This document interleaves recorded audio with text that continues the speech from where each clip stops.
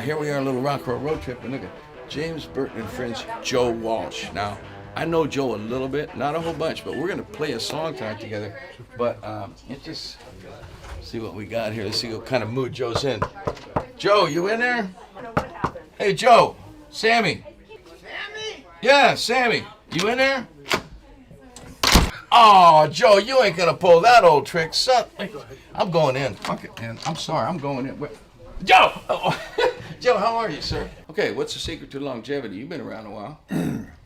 Seriously, if you can break through to a different generation than yours. Ooh. Okay? Yeah. You That's the gotta reason down. I'm here. Yeah. And if you can break through so that more than one generation is aware of your music, you can stick around for a while. And the other thing is don't get too famous. You don't get famous for 15 minutes. yeah, you never want to be number one. Yeah. No. I'm with you on that. I heard that story from somebody just get else. famous a little bit. Yeah. And stay that way. Stay that way. Don't lose the ones you got. You don't need all them. There you go. Okay, one last question. It's a serious one because I know about your sobriety and we don't even have to talk about it, but getting sober is one thing. We know a lot of people keep going back and back and back. You've been sober a long time, so I got goosebumps because this is important. What can you say to people out there, or tell me that I can tell them? How do you stay sober? Well, if you have problems in your life that are directly the result of alcohol or whatever substance you're doing, yeah, they're all drugs. You have a problem. And at some point, you work for it. It doesn't work for you anymore. And very subtly, without you noticing, whatever you're on will convince you that you can't do anything without it. And then it's got you. Well, how do you Okay? get rid of it? And I chased it for 30 years. And it wasn't working for me. And I thought, oh, well, obviously I'm not drinking nearly enough. And that wasn't it. No. Right? I needed help. And the hardest thing to do, the phone can weigh 30 pounds, pick up the phone and ask for help. Because there's life after addiction, and it's good. Well, I couldn't say it any better than that, but wow, Joe, that's beautiful. And don't drink drunk. That's my first rule. Okay. Oh no, Joe, you're a good man. Yeah, that was beautiful. That thing that when it rules you, that's a big deal. Hitting bottom, pick up the phone. Well, that's all I can say. I love this guy. He's been kind of one of my heroes for a long time. Hey, how you doing? I like them slow grooves. How you Bow, doing? bow, bow.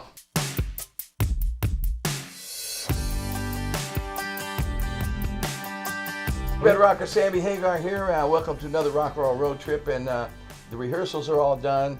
It's showtime. We got some rehearsals still going out there, but our rehearsals are done. Or is yours done? I think we're done. Yeah. This is Brian May, as good by as it's the going way. to be. The whole Queen legacy.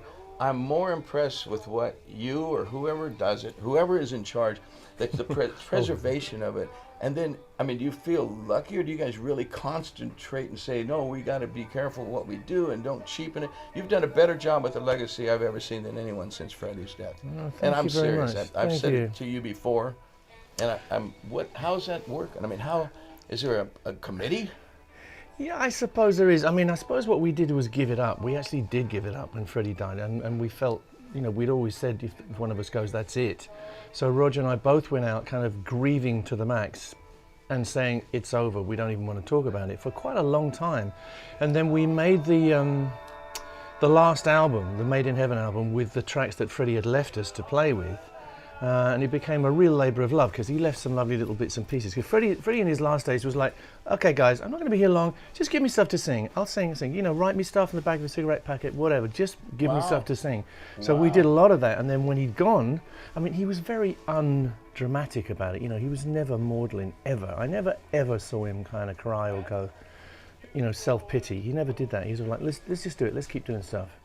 Freddie was always inspiring. Yeah. And if he was here now, we'd be doing what we always do, I'm sure. But Adam brings fresh views on things. He's not afraid to say, why don't we try it this way or that way? So the songs are not fossils, they're alive and evolving with Adam, which is great. And sometimes he blows my mind. We do Who Wants to Live Forever, which is a song which Freddie would do at times, but if he felt a little off colour, that was going to be a little bit too much strain for Freddie, Adam will always do it and always pull it off, and he will take it higher and higher. So I'm standing there playing something, I'm going, what did he just do?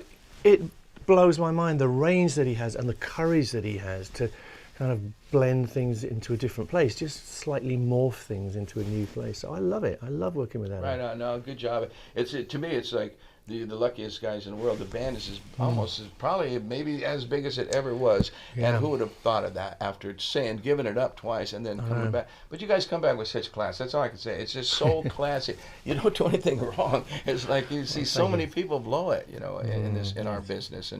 But looking at guitar players, even though you're a singer as well, how in the hell did you come up with your sound? Did you invent this, or did you try to copy someone? Who were you listening to that created this sound for you? Well, James Burton, who was came up with this, as you know, bending strings, which changed my life completely.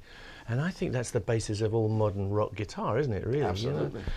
But the sound, it was Rory Gallagher.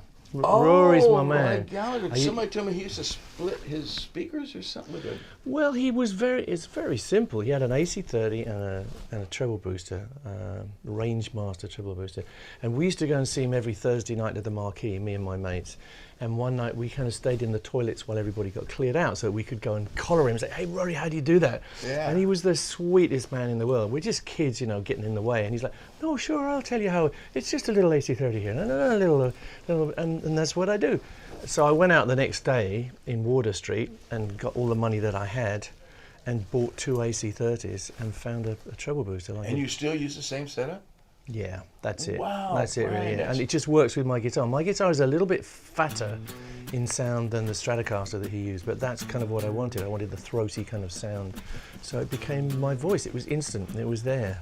Dan, once again, thank you for doing this. Pleasure, Sammy. Let's have fun out there tonight. We don't get to play together, but we've got the rest of our lives. We're going to work this out. Well, it's going to be Johnny Be Good, right? We're going to do that? Oh, at the end. Yeah, at least we get to do that. I'm going to stand next to you. Okay, you're on.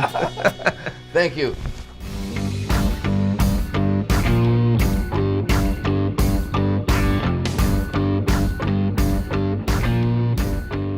All right, ladies and gentlemen, please welcome to the stage Sammy Hagar.